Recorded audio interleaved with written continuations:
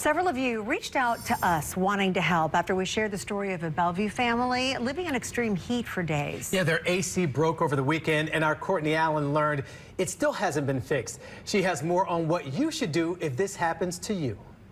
This is the second day in a row we've been at this apartment. Yesterday, the thermostat read at 90 degrees. Today, it is even hotter, 94 degrees. When we introduced you to the Shelton family yesterday, yeah, it's just so hot that you can't bear it. They said they'd been living 4 days without air conditioning at their apartment at Forest Park in Bellevue. The management company, AOG Living, told us it was scheduled to be fixed yesterday, but we're still without air. AOG Living told us the condenser unit was replaced last night, but the system failed just a few hours later.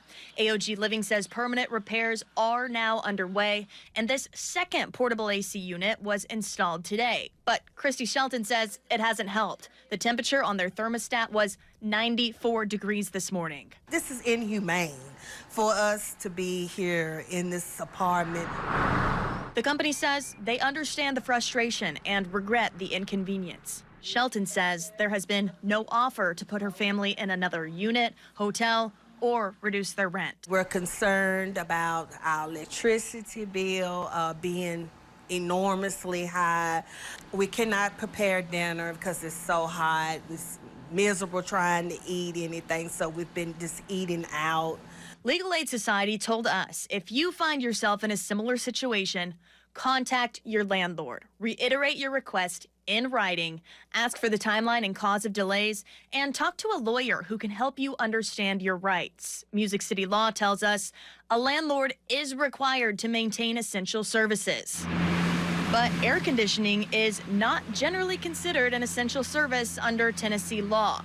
If the lease specifically says air conditioning will be provided, that would be a violation of the lease. And there could be an argument that if your complex has been providing AC, there is a reasonable expectation for it to continue. Shelton says after 8 years living here, hopefully we'll be trying to look for somewhere else to move. Courtney Allen, WSMV4. First, though, we want to go to our Courtney Allen, who has talked to a man who, in this heat, has lost air conditioning and is not exactly sure when they're going to get help from their leasing company. Take a listen. This is the last thing you want to see in your home when it's this hot out. Your thermostat reading 90 degrees. And the family who lives here says they've been dealing with this for days now. I got one fan here.